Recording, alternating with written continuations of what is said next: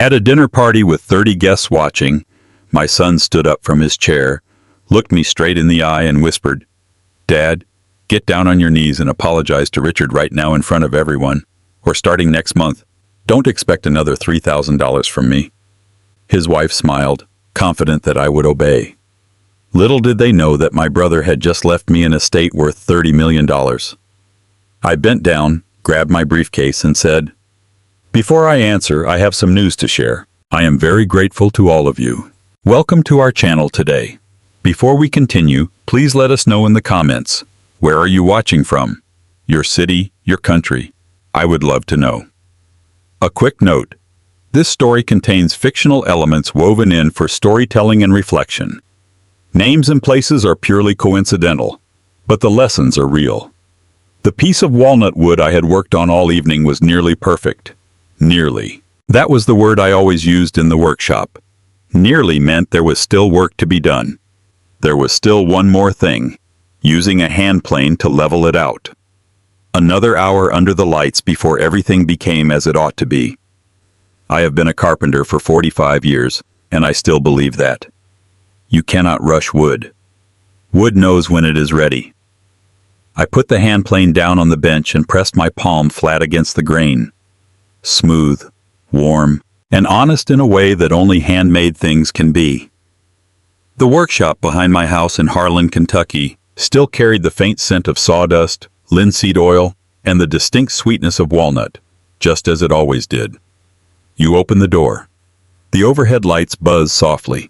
The old box fan in the corner pushed September air around without doing much to cut the heat. I am 69 years old, and there is nowhere else I would rather be. Susan used to stand at the door, arms crossed, shaking her head with that smile. A smile that implied she thought I was stubborn, but loved me anyway.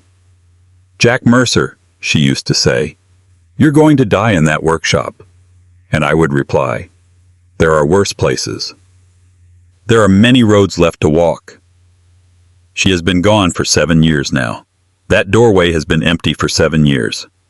Sometimes I still look up. The phone on the corner of the bench buzzed. I wiped my hands on a rag and checked the screen. Ethan. I felt a slight stir in my chest. Not quite fear, not quite relief. My son usually called on Sundays. Today was Thursday. I picked up. "Hello, son." "Dad." His voice was completely different. Brief. The tone he used in business meetings, not the one he used with me. "I need to talk to you." "Is there something you want to tell me?" "All right." I leaned against the workbench and waited. "Richard called me today." He paused for a moment. "He's still upset about what happened at the club." I knew what he meant. 2 weeks earlier, at a charity lunch at the Collins Family Country Club outside Cincinnati, Richard Collins was telling a group of business partners a story about a commercial property he had purchased in Florida. He spoke as if he had predicted the future and bought the land ahead of time. Right before the state announced its major highway expansion plan, I watched the property value double overnight. Everyone in the room was impressed. I remained silent for a long time. But then he said something that was not true. I knew because my brother, Thomas, used to own property in that same county years ago, and I remembered the timeline clearly. The state's announcement came after the sale, not before. Richard had not predicted anything. He just got lucky, and he rewrote the story to make himself stand out, to look smarter. I said so, gently. I thought perhaps I misremembered, but I believe the state announced that project after you had already invested. One of the other men checked his phone. It turned out I was right. Richard laughed it off, but his eyes were not laughing.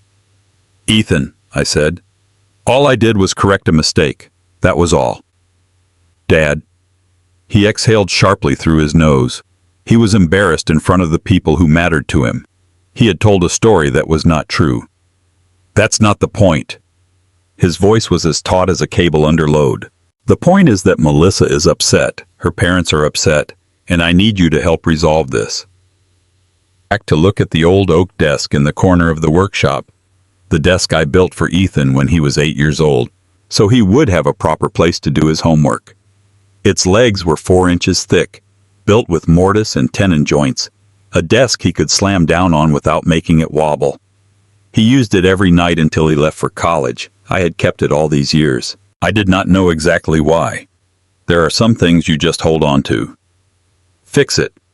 How? I asked. Come to the house on Saturday night. The Collins family will have guests over. He paused. Then, Dad, I need you to apologize to Richard in front of everyone. My hand tightened around the phone. You want me to apologize for telling the truth?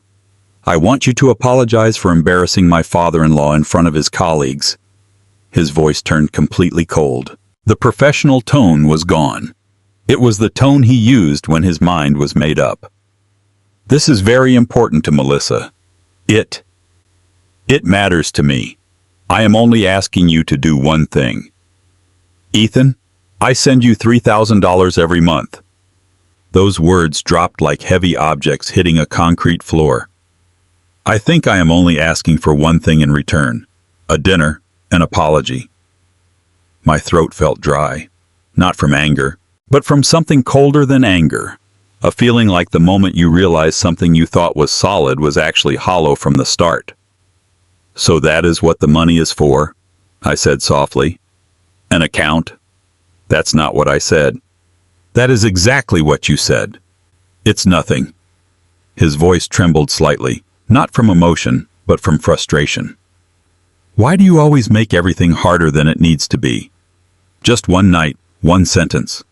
You say you're sorry, everyone moves on, and we go back to normal. Normal, I repeated. Yeah, normal. I looked at my hands.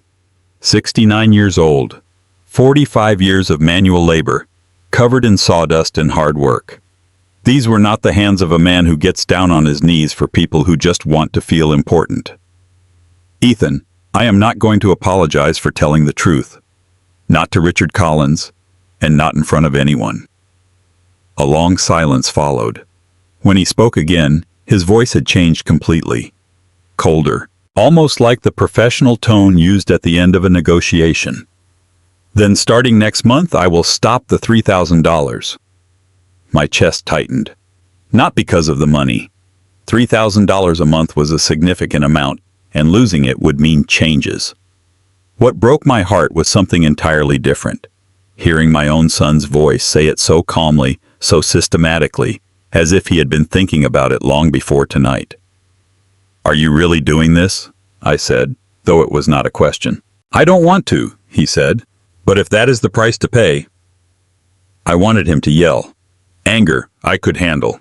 But this was worse. I did not answer right away. I placed the phone on the bench for a moment, pressing both hands flat against the walnut board, feeling the wood grain beneath my palms, then picked it up again. We will talk on Saturday, I said. After hanging up, I stood in the workshop for a long time without moving. The fan turned. The lights buzzed. The walnut board lay on the bench, nearly finished, patient as wood always is. Then the phone rang again. This time it was a different call, from a number I recognized as Karen Whitfield's office. Karen was the lawyer who had handled my personal matters for 20 years. I almost didn't answer, but something made me pick up. Jack? Her voice was so cautious it made me stand up straight. I am so sorry to call this late. I just received some news regarding your brother Thomas. Can you come over tomorrow morning, Saturday? I know this is a bit unusual, but I think you should hear this directly. My brother Thomas was in Scottsdale, Arizona. We spoke every few weeks. He was 74 years old, stubborn, and the person most like me in this world. Is he okay? I asked. Karen was silent for longer than usual. I will explain everything when I see you, she said. 8 o'clock if you can. I said I could. I hung up. I stood at the workshop door, Susan's doorway, the room empty. I looked out over the dark Kentucky hills. 2 phone calls within an hour. One made me feel as though the floor were shaking beneath my feet. The other made me feel like something was about to happen that I was not ready to face. I did not sleep that night. I sat in the kitchen with a cup of coffee I did not drink, trying to remember the last time my son had looked at me like I was his father, and not just a problem he needed to solve. I was still sitting there when the sun came up. I had brewed coffee at 5:30 in the morning, Late into the morning, I still had not touched the cup. The mug sat on the kitchen table, growing cold as I watched the sky outside the window turn from black to gray, and then to that specific soft orange right before sunrise. I had looked at that ridge every morning for 31 years from that exact kitchen. It had never looked as distant as it did that morning. I kept thinking about the phone call. Not the words, I knew those by heart, but Ethan's tone, the steady, cold flat lines of it. I could not get past the way he said $3,000 a month, as if he were reading a line item off a spreadsheet. All night I tried to convince myself that I had misunderstood him, that I had added the coldness to what was merely him being tired, stressed, or worried about his business. But truth has a sound to it, and I had heard it clearly enough. My son thought he owned a piece of me. I pushed myself away from the table, poured the cold coffee down the sink, and walked out onto the porch. The fresh, cool morning air hit me, bringing the smell of wood smoke from somewhere down the valley and the slight, sweet tang of the cedar trees Susan had planted along the back fence 20 years ago. I stood on the porch steps and took a deep breath, and for just a moment the tightness in my chest eased slightly. That was when I heard Dale's truck. Sounded like someone had been cranking it all night. I looked over the fence. Dale Hutchkins was under the hood of a 1996 Chevy pickup that did not belong to him. I recognized his gray hair leaning down. He was reading the engine block like it was a bedtime story. At 68 years old, he still started work before 6:00 every morning, ever since I had known him. "Morning, Dale." He stood up straight and squinted at me over the fence. Dale had a face that looked like it had been 50 since he was 30, creased, weathered, and entirely honest, like a fence post that had seen enough seasons not to lean. "You look terrible," he said cheerfully. "Thanks. I didn't sleep. Not much anyway." He wiped his hands on a red rag and leaned against the fender. "Ethan?" I nodded. "Do you want to talk about it, or do you just want me to stand here and look sympathetic?" "He called last night. He wants me to go to the Collins house on Saturday and apologize to Richard in front of everyone." I paused. "Get down on my knees and apologize," that's how he put it. Dale's expression did not change right away. He just stared at me with those gray eyes, rag held still in his hand. Then he said, "Say that again. Get down on your knees." He said it slowly, as if making sure every word meant what he thought it meant. In front of 30 people. Dale set the rag down on the fender very carefully. Then he crossed his arms.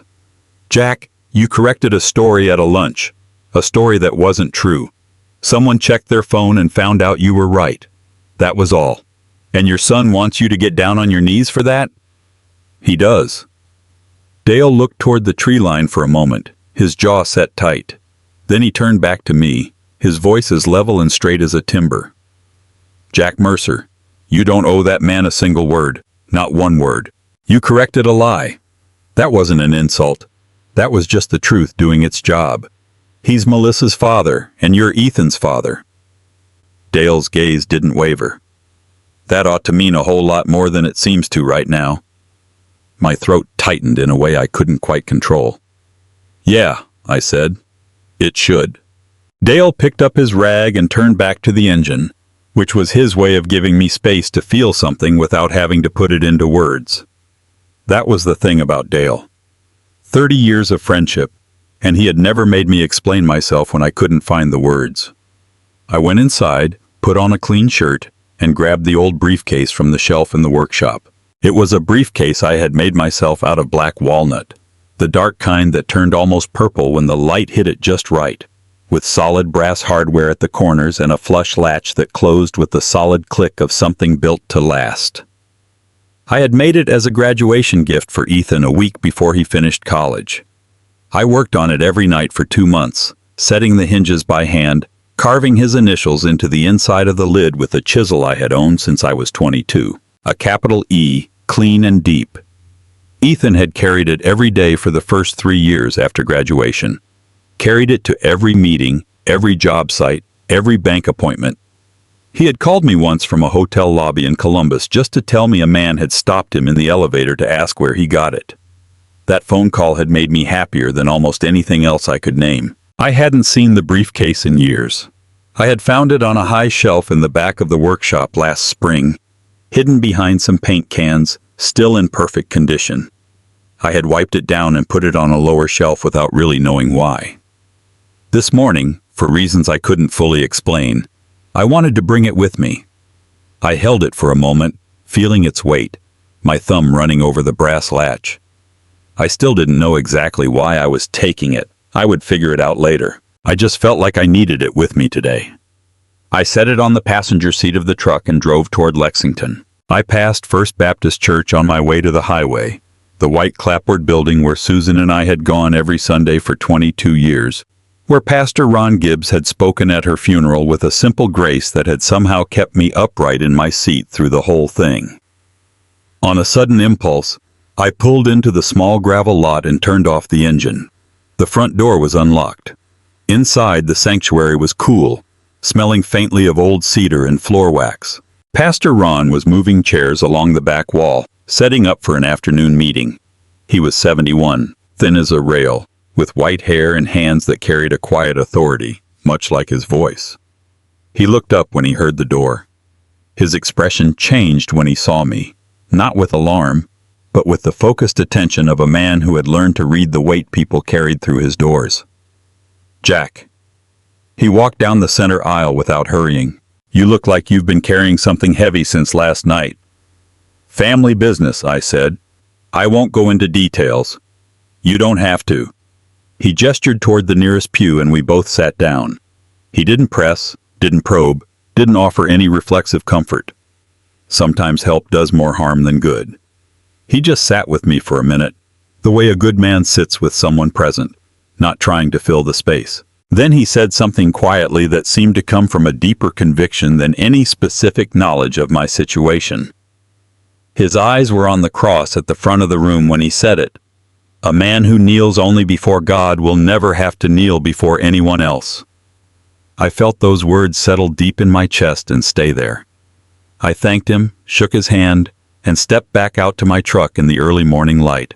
With the briefcase on the seat, Karen Whitfield's address already in my head, and 2 hours of highway between me and whatever was coming, I didn't know yet that everything was about to change. But I had stopped feeling afraid of the day somewhere between Dale's fence and Pastor Ron's church pew, and I decided that was enough to keep driving. Karen Whitfield's office was on the 3rd floor of a brick building on Limestone Street, a former bank from a time when downtown Lexington was built to last. I had been coming here for 20 years. The waiting room still had dark wood paneling, leather chairs, and an oil painting of a Kentucky horse farm hanging above the receptionist's desk, a place where people didn't feel the need to change things. I had always found that comforting. This morning when I walked in, the receptionist stood up. That was unusual. "Mr. Mercer." Her voice was soft, in the particular way people use when they know something you don't yet. "Ms. Whitfield is waiting for you. Go right in." Karen was standing when I pushed open the inner door, not sitting behind her desk as usual, reading glasses pushed up on her head and pen in hand. She was standing with her hands at her sides, and her face, kept carefully professional and kind, was the exact expression I had seen on her face once before, the morning she helped me settle Susan's affairs 7 years ago. My stomach tightened before she could even say a word. "Jack." She walked around the desk and took my hand with both of hers. "I am so sorry about Thomas." The room seemed to tilt. Thomas. My brother Thomas, 74 years old, lived in Scottsdale, Arizona, in a home he had bought with cash in 1989. Thomas, who called me every 3 weeks and never spoke for more than 15 minutes because he believed long calls were a sign of poor planning. Thomas, who drove 14 hours to Harlem without telling me when Susan passed away, appearing at my door with a casserole dish and staying for 4 days without ever asking if I was okay. He just fixed things that needed fixing around the house and sat with me on the porch in the evenings. And when I finally got inside on Wednesday evening, Karen led me to the chair opposite her desk, not the client chair I usually sat in, but the softer one she kept near the window. His housekeeper had found him on Thursday morning. The medical examiner believed it was a cardiac event. "Quick, Jack, he wouldn't have suffered." I nodded. My throat was dry, and the words I wanted to say were somewhere out of reach. Karen sat opposite me. "He has been in touch with me for the last 8 months," she said carefully. "He came to see me last February. He had been diagnosed. His heart had some irregularities, and his cardiologist advised him to get his affairs in order. Thomas being Thomas, he took that advice seriously." "He never told me," I said, my voice sounding like it was coming from somewhere down a long hallway. "He didn't want you to worry." She paused. "He was very clear about that. He said, and I quote verbatim, 'Jack will spend the next 8 months driving to Arizona and hovering around. I need him to stay put and live his life.'" Despite everything, despite the tightness in my chest and the burning sensation starting behind the corners of my eyes, something in me recognized that was exactly what Thomas would say. I pressed my fingers to the bridge of my nose and held them there for a moment. "All right," I said. "All right, what do I need to know?" Karen reached across the desk and picked up a thick, neatly organized brown folder, the kind Thomas would have approved of. She placed it in front of me. Thomas had set up a revocable living trust in February, the same week he came to see me. She explained that he had arranged everything through the trust to avoid probate. That meant no court procedures, no waiting period. The assets transferred directly to the designated beneficiary immediately. I have received the death certificate and the trust documents regarding his passing. She crossed her arms.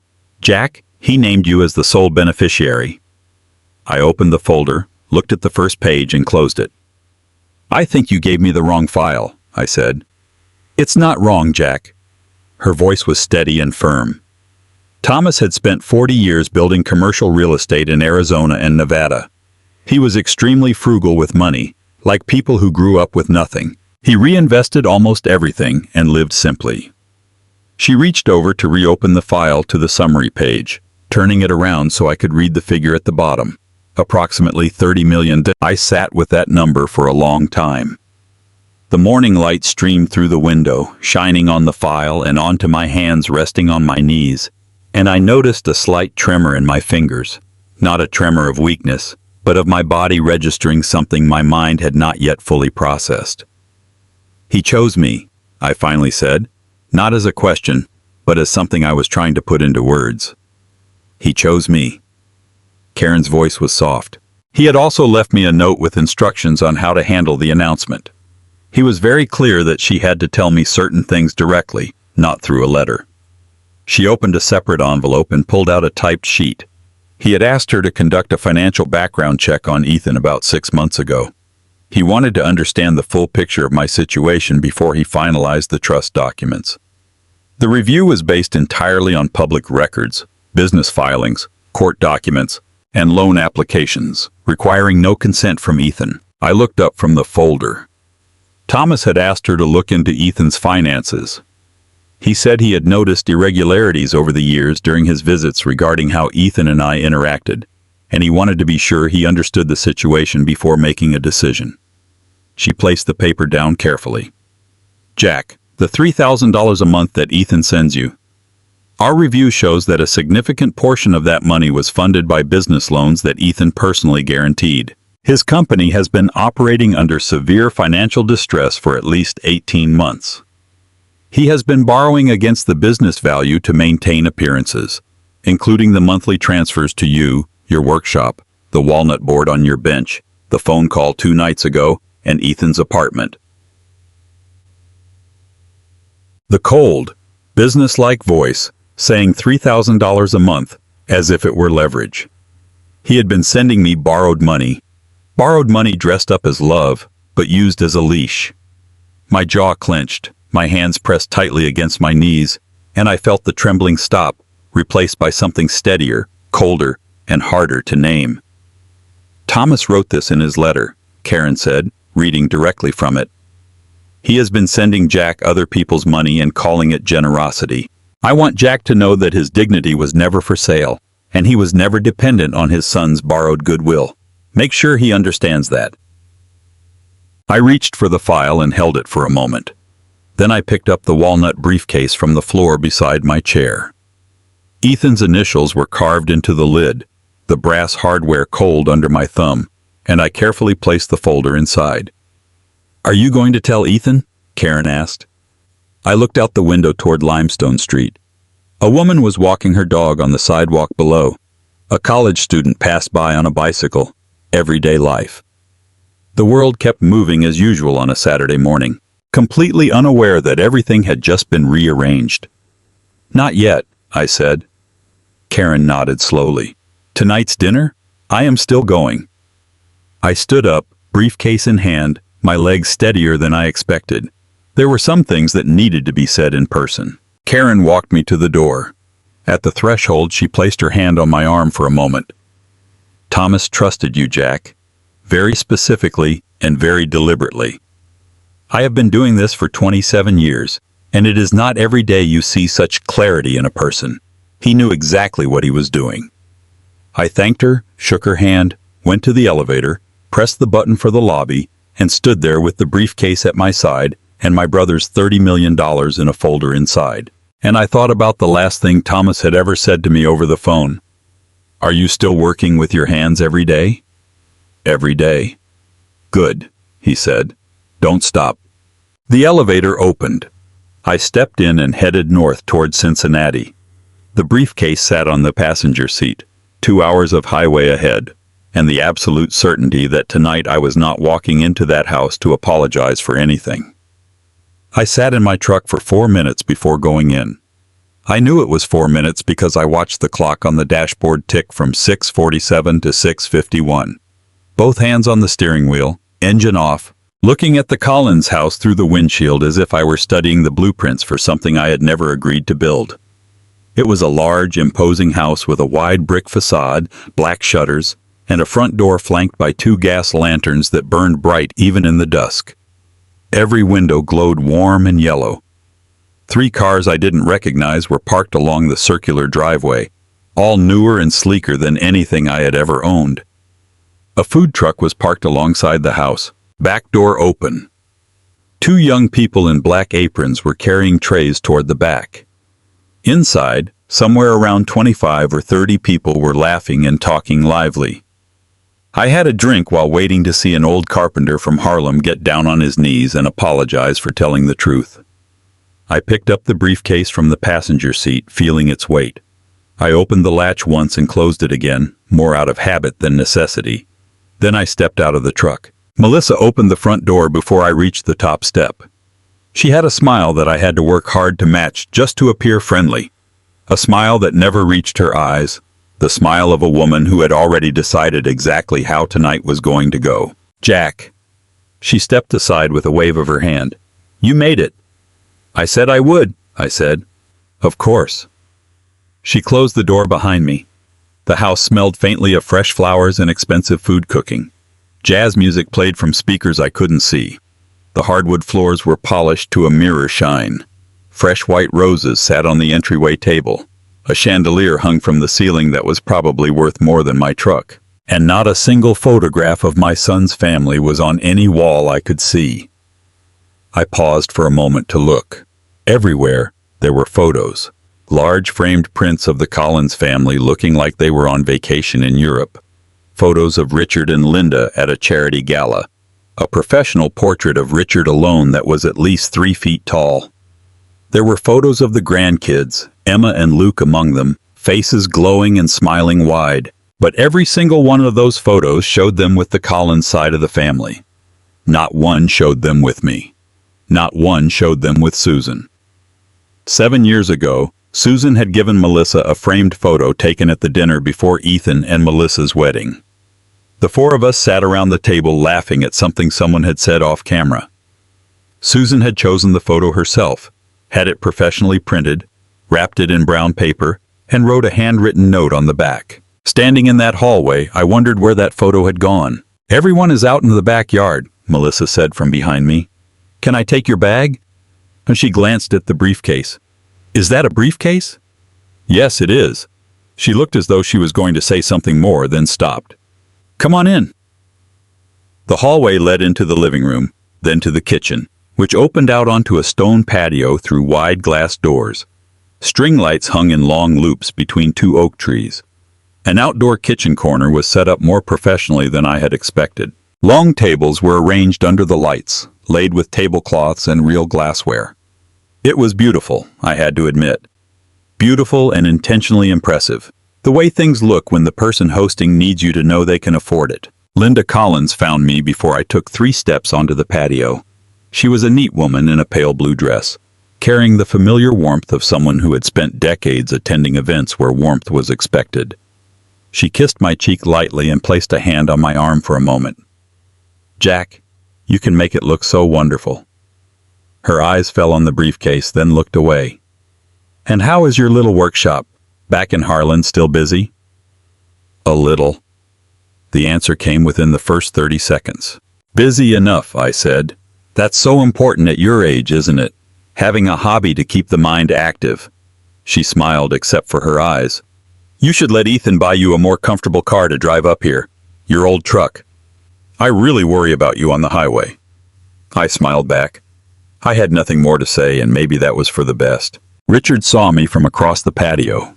He was standing near the outdoor kitchen, holding a glass of red wine in that specific way men hold it when they want others to know they know about wine. When he saw me, a flicker of satisfaction crossed his face, mixed with a layer of politeness like a fresh coat of paint over old wood. He walked toward me with hands slightly open, the greeting of a man who believed he owned the room. "Jack." His voice was warm and booming. "To be honest, I wasn't sure you'd come." "I never break a promise," I said. He chuckled, a sound showing he found my value on keeping promises endearing. "Yeah, I guess you don't." He glanced at the briefcase. "Working on a Saturday night? Just a few papers." He waited. I could see it clearly. He had expected me to say something else. An opening line, a softening, some signal that I had come here prepared to give him what he wanted. When I didn't, something shifted in his eyes, quick and subtle, like a card player adjusting his hand. He patted my shoulder, the gesture of a man reminding you who was taller. "Glad you came. We'll talk later." I left him and went to find Ethan. I found him near the end of the patio, standing with a group of people I didn't know, laughing at something one of them had just said. When he saw me, the laughter faded. Not completely, just enough to let me know he was scrambling for something to do. He walked toward me and pulled me into a hug. The hug lasted only about 2 seconds. His shoulders were stiff and his eyes glanced over my shoulder toward Richard before we let go. "I'm glad you came, Dad." His voice was careful, calm. "You told me to come," I said. "I'm here." He looked at the briefcase the same way Melissa and Richard had looked at it. "What's that for?" "Like I told Richard, just a few papers." He opened his mouth and closed it again. His jaw clenched in that way that meant he was choosing his next words carefully, a habit Ethan had learned from years of business meetings and seemed to have brought home. "Tonight needs to go smoothly," he said quietly. "I hope so," I said. "I really hope so." He stared at my face for a moment, trying to read something in it. I looked back at him steadily, and whatever he was searching for, he didn't find. A hand touched my elbow from the other side. "Mr. Mercer." I turned. A young man, about 35 years old, in dark jeans and a simple button-down shirt, stood out among the golf polos and suit jackets like an honest answer in a room full of polite small talk. He had Melissa's complexion and his father's jawline, but his eyes were different, clearer, less artificial. "Kevin Collins," he said, holding out his hand. His handshake was direct and simple. "Melissa's brother." "Nice to meet you, Kevin." He held the handshake a second longer than usual, and his voice dropped just enough so Ethan, who had been pulled away by someone behind us, couldn't hear. "Anyway," Kevin said, "I don't agree with what's happening tonight." His gaze was steady and a bit tired, the look of a man who had been at odds with his family for a long time. "I've heard enough through the walls to know you don't deserve this." I looked at him. There was no pretense in his expression, no trick, no setup, no polite words hiding something uglier beneath. Just a straightforward, somewhat tired man telling me the truth because he thought I ought to know it. "I appreciate that," I said. He gave a single nod, squeezed my arm briefly and stepped back. "Hang in there tonight." Then someone called his name from across the patio, and he walked away slowly with an unhappy look. doing what was expected of him at a family event he didn't want to attend. I stood there with the briefcase at my side and looked out over the perfectly decorated patio with its twinkling string lights, the catering staff, and the 30 people drinking under the October sky. And I thought about the photo Susan had given Melissa, about Thomas's folder inside the briefcase, and about the walnut board on the bench in my workshop waiting patiently for me to come home and finish what I had started. I thought, I didn't come here to argue. I came here to find out what my dignity was worth to the people who claimed to love me. Dinner was still 20 minutes away.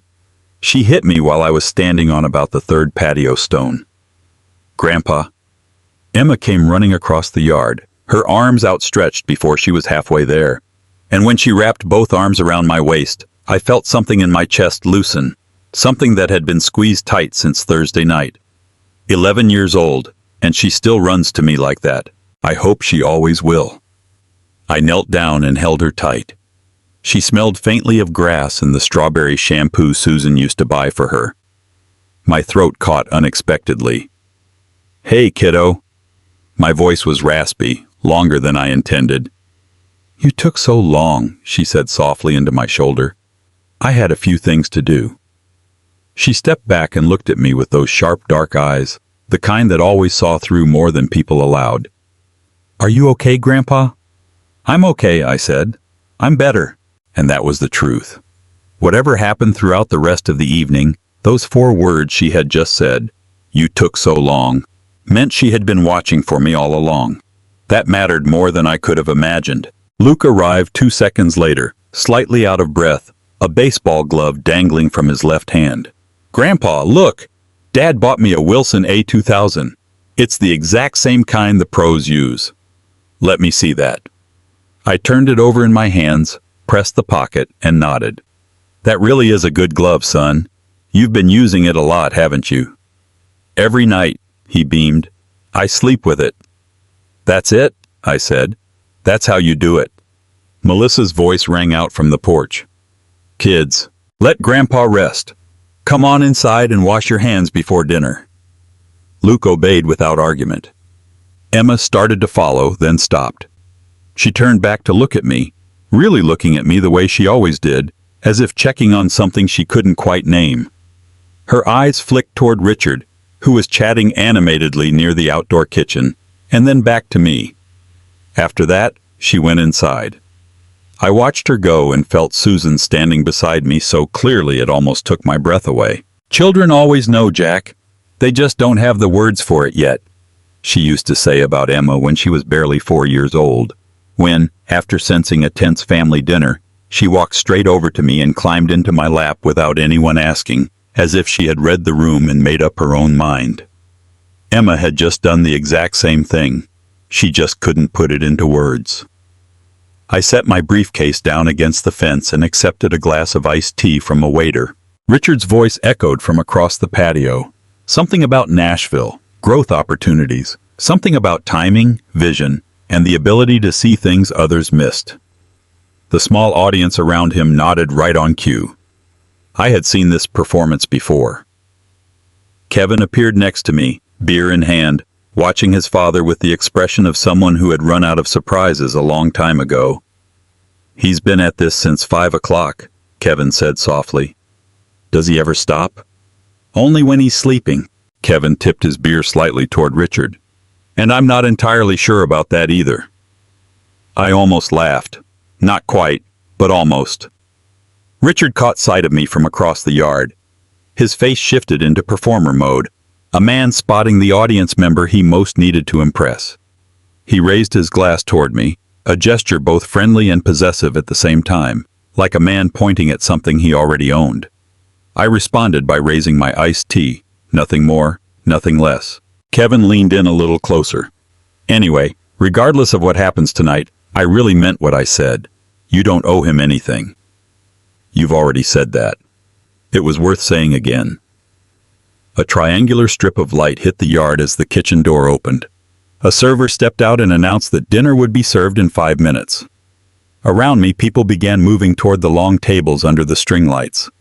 Glasses were refilled, conversations shifted, And the evening was slowly unfolding according to Richard and Melissa's plan. Slow, deliberate, inevitable. I picked up my briefcase, took a deep breath, and walked toward the table. My name card was set directly across from Richard Collins. Of course it was. I placed the briefcase against the table leg beside my chair and sat down. The long table stretched about 30 feet under the string lights, with pristine white tablecloths, real silverware, the kind of layout that took half a day to set up and was meant to command everyone's attention. Richard sat at the head of the table. Melissa and Ethan were to my left, close enough that I could see Ethan's jaw working the way it used to when he was a boy. He was running calculations he didn't like. The first 10 minutes were normal enough. Gas prices, the Bengals, someone's son starting at Ohio State. Standard dinner small talk, filling the space without much meaning. I ate my steak and listened, occasionally offering a word when necessary. Then Richard found his opening.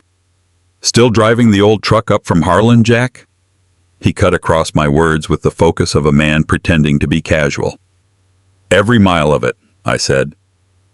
Linda leaned forward from 2 seats down, her voice warm, as if practiced in turning slight jabs into expressions of concern. "You really should let Ethan buy you a newer vehicle. Those old trucks just don't have the safety features. I worry about you driving those mountain roads." "Truthfully, I appreciate that," I said, and left it at that. Melissa set her fork down and crossed her arms on the table as if about to say something reasonable. "Ethan has always believed in taking care of family." She smiled at me, a perfect smile. "That's just who he is." A strange feeling rose in my chest, not anger, but like watching someone pick up a tool and use it completely wrong. Taking care of, but not helping, not supporting. Taking care of like I was a plant that needed watering or a bill that needed paying. "Your husband helped me," I said, keeping my voice steady. "There's a difference." Melissa's smile didn't fade, but her eyes softened. "Of course," she said pleasantly, picking up her fork again. Ethan said nothing. He had been rearranging 3 pieces of potato on his plate for the last 5 minutes, his eyes flicking toward Richard every 30 seconds before returning to his food, like a man checking a compass he didn't trust. I looked at my son and felt a heavy weight in my heart. This was not the boy who stayed up until 2:00 a.m. to finish a history essay because he didn't want to hand in work he wasn't proud of. The Ethan of today was not the young man who had driven 4 hours through a blizzard to be by his mother's side when she first fell ill. Since then, Ethan had learned to read the room instead of people, and the person he was watching most closely tonight was Richard Collins. Richard was back at it again. A commercial development opportunity outside Louisville, a connection in Nashville, and a special knack for timing. The whole table listened with the polite attention of people who had learned that listening was easier than interrupting. I reached for my glass of water. Just then, Luke appeared beside me. He had snuck away from the kids' table at the end of the patio without anyone noticing, and now stood next to me with a look of deep concentration, as if on a mission. He held a folded piece of paper, torn from a small notebook, slightly crumpled at the corners. "Grandpa," he whispered, "I made this for you." I took it and unfolded it carefully. Drawn upon it were 2 stick figures rendered in the confident, wavy lines of an 8-year-old who hadn't yet learned to be self-conscious about his art. Both figures were sitting in what looked like a boat, fishing rods extending out over blue wavy lines, both faces wearing big round smiles. One figure was taller, one shorter. Above them, Luke had written in careful block letters, "Me and Grandpa." My throat caught. I folded the drawing once along its original crease and tucked it inside. I tucked the pen into my coat pocket, close to my chest, right beside the pocket that held my heart. "That's the best thing I've seen all week, buddy," I managed to say. Luke grinned so wide his eyes nearly disappeared. "I used the blue marker because water has to be blue." "You're absolutely right, Luke." Melissa's voice came from the end of the table, pleasant, decisive, the tone she used when she wanted something to stop without letting on that she wanted it to stop. "Honey, go back to your table. Let the adults talk." Luke went. He was 8 years old and did what adults told him to do. But before he sat down, he looked back at me once. The smile was still there, innocent and bright, completely untouched by whatever was happening at the adult end of the table. I picked up my fork. Richard was still talking. Linda was nodding. Melissa watched me with the careful attention of someone waiting for a signal. And Ethan looked at Richard again. Dessert was served 20 minutes later. Cheesecake, a pot of coffee smelling richer than anything else that evening. The servers cleared the dinner plates quietly and efficiently. The conversations grew softer. Someone laughed too loud about something near the end of the table. That was when I felt it. The particular stillness that settles before something shatters. The drop in air pressure before a storm you cannot see yet, but know for certain is coming. My hand was steady on the table. The briefcase sat at my feet, containing Luke's drawing. Her hand pressed against my chest. Melissa leaned toward me, her voice hushed. "Jack." She touched my arm lightly, the first time she had initiated contact with me all evening. "Nothing bad needs to happen tonight. It really doesn't." I looked at her hand on my arm, then into her face. "I completely agree," I said. She let out a sigh of relief, a premature and misplaced sigh. "So then maybe after dessert you could—" "I agree that nothing bad needs to happen," I said. "What happens next depends on the people sitting at this table, not me." Her hand pulled back, her expression tightening into something more cautious. Across the table, Richard set his wine glass down, picked up a fork, and tapped it lightly against the rim of his glass. Clink, clink, clink. Every conversation at the table stopped as if someone had cut the cord. Richard Collins did not stand up in a hurry. He stood up the way men stand up when they believe the room belongs to them. He took his time smoothing his jacket with one hand while holding his wine glass at chest height with the other, like a prop he had rehearsed using.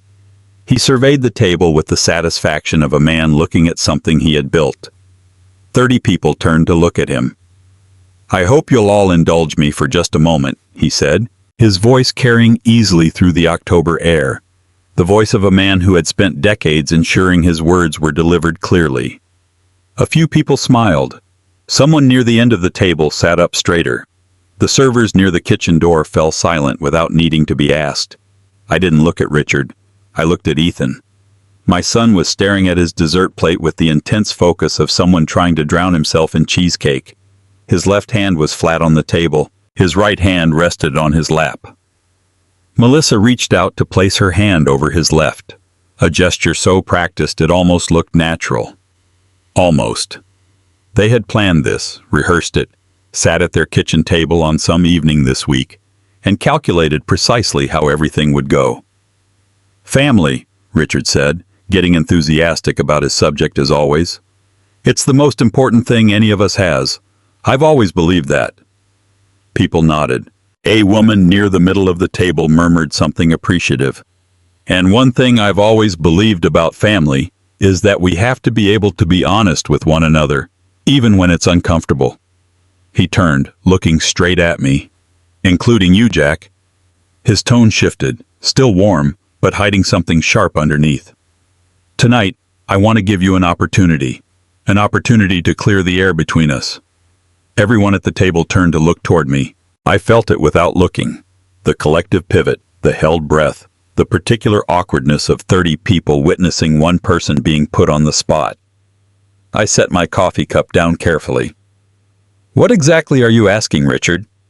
He opened one hand in a gesture of generosity and reasonableness. 2 weeks ago at the club, I was telling a story to some colleagues. You contradicted me in front of them. I want to give you the chance to explain that. I corrected a factual error, I said, because it was inaccurate. A flash of annoyance crossed Richard's face, quickly controlled and softened. "Jack, sometimes wisdom means knowing when not to speak." His voice turned a fraction colder. "And sometimes," I said, "it means not telling stories that can be verified in 30 seconds. A sharp intake of breath came from somewhere down the table. Out of the corner of my eye, I noticed Kevin suddenly taking a keen interest in his coffee cup. Melissa stood up before Richard could answer. She placed both palms flat on the table and looked at me with the expression of someone attempting to exercise patience with an audience. Jack. Her voice was careful and precise. We aren't asking for much. We're just asking you to admit that what you did was hurtful. That's all. You hurt my father's feelings in front of people who matter to him, and a simple apology would go a long way toward healing that. I hurt his feelings, I repeated, by telling the truth. Her jaw tightened, deliberately choosing a moment to embarrass me. I looked at her for a long time. Her gaze was steady and certain, and I realized she truly believed what she was saying, or had convinced herself thoroughly enough that the distinction no longer mattered. Then Ethan stood up. He stood up slowly, like a man lifting a heavy weight, and that movement cost him something I could see in the stiffness of his shoulders and the cold caution of his expression. He was 42 years old, and in that moment, he looked like he was carrying a weight he had carried for a long time and was only just realizing how much it hurt. He looked at me. Dad. His voice was low, strained at the edges, as if he were trying to keep control. I'm begging you. There was something genuine in his voice, something that wasn't an act. For just a moment, I saw the boy who had called me from the construction site in Columbus, proud of the briefcase. The boy who had driven through a blizzard. The boy who had kept a photo I had never seen. But that moment passed as Ethan took a breath, squared his shoulders, and said softly, clearly in front of 30 people, Dad, get down on your knees and apologize to him. The decorative lights overhead buzzed softly. Somewhere at the kids' table, Luke said something to Emma that made her giggle. Then she looked up, reading the silence at the adults' table as she always did, and the giggle died away. I reached down beside my chair and picked up the briefcase. Ethan's eyes went straight to it. I watched his face change, the cold caution gradually morphing along lines I recognized, opening into something raw, a mix of confusion and recognition, along with the particular pain of a man who had just seen something he thought safely belonged to the past return to the room. He knew that briefcase. Of course he knew it. He had carried it for 3 years. He had held it in his hands on the day he signed his first real contract, the day he hired his first employee, the day he called me from the hotel lobby in Columbus to tell me a stranger had stopped him in the elevator to ask where he bought it. He knew that black walnut briefcase. I knew the brass hardware well. He knew the initials carved inside the lid. Before I answer, I said, my voice surprisingly steady, though I was grateful for it, I have some news to share. Richard frowned. Jack, this isn't... My brother Thomas passed away, I said. The whole table seemed to shift. Not dramatically, no gasps, no sudden movements, just a change in the air, like the way a room changes when something real enters and temporarily sets the theater aside. Linda pressed a hand to her chest, her other hand flat on the table. The man beside her whispered softly, I'm so sorry. Even Richard's expression briefly showed human authenticity. Jack, Linda said quietly, I am so sorry. I'm sorry for your loss, Richard said, and with those words, at least he was being sincere. I nodded. Thank you. It had happened so suddenly. Ethan's face passed through several emotions in rapid succession. Surprise, guilt, and a glimpse of the son I had raised before the businessman took over. Dad, he said, his voice trembling slightly. I didn't know. I'm sorry. I know you didn't know, I said. I was going to tell you. Richard cleared his throat. He was a man who knew when the attention of the room was drifting, and he knew how to pull it back. He straightened up slightly and spoke in a tone carefully calibrated to sound sympathetic, yet stay on point. Jack, I am truly sorry about your brother, but I hope this doesn't change the purpose of why we are here to discuss tonight. I looked at him. It changes everything, I said, opening the briefcase. I didn't hand the folder to anyone. I simply placed it on the table beside my coffee cup, face up, the way you lay down something you want people to see without making a show of it. The name of Karen Whitfield's law firm was printed across the top in clear capital letters. The letterhead had a certain weight to it, the weight of things that had been examined, verified, certified, and would not change regardless of how anyone in the room felt about them. Richard leaned forward slightly, his eyes dropping to the letterhead, then looking straight at my face. Jack, he said slowly, what is this? My brother left a will, I said. Or rather, a trust. Karen Whitfield has been managing his estate for the past 8 months. Melissa looked at Ethan. Ethan was staring at the file with an expression I hadn't seen on his face since he was 9 years old and broke the workshop window with a baseball. The look of a person who had done something irreversible and was only now fully understanding it. All right, Melissa said carefully. I opened the folder to the summary page and turned it so everyone at the table could read it. Thomas left me his entire estate, I said. The commercial properties in Arizona and Nevada, the investment accounts, everything. Richard's eyes dropped to the number at the bottom of the page. He read it. He read it again. Then he let out a short, reflexive laugh, the laugh of a person whose brain had received information it considered impossible. Jack. His voice was almost gentle. The tone you use with someone who has just said something that couldn't possibly be true. That number is only approximately right. $30 million, Ethan said. He spoke the way people speak when there is no one in the room to hear, just uttering the words to see how they sounded. His face was as pale as old chalk, and I noticed both his hands pressed flat on the table, flanking his dessert plate, as if he needed something solid to hold on to. 30 million, he said again. 15 seconds passed. I knew because I counted, not intentionally, but my mind automatically began counting the way it always did when something large and quiet happened, and the usual mechanics of the world seemed to slow down to accommodate it. 1, 2, 3. The string lights flickered overhead. A moth hit one of the bulbs and fell. 4, 5, 6. Somewhere at the kids' table, Luke asked Emma why everyone had stopped talking. Emma didn't answer him. 7, 8, 9. Richard's wine glass remained untouched beside his right hand. Linda placed both hands on her lap and stared intently at the tablecloth with the focused look of someone doing mental math. 10, 11, 12. Melissa's mouth opened slightly, then closed again, then opened once more. 13, 14, 15. Richard cleared his throat. Jack, he said, his voice altered. The theater was gone, not replaced by anything warmer or more sincere, but simply stripped down to something more cautious, more calculated. I mean, that is major news. I had no idea, Thomas. Neither did I said. Not until this morning.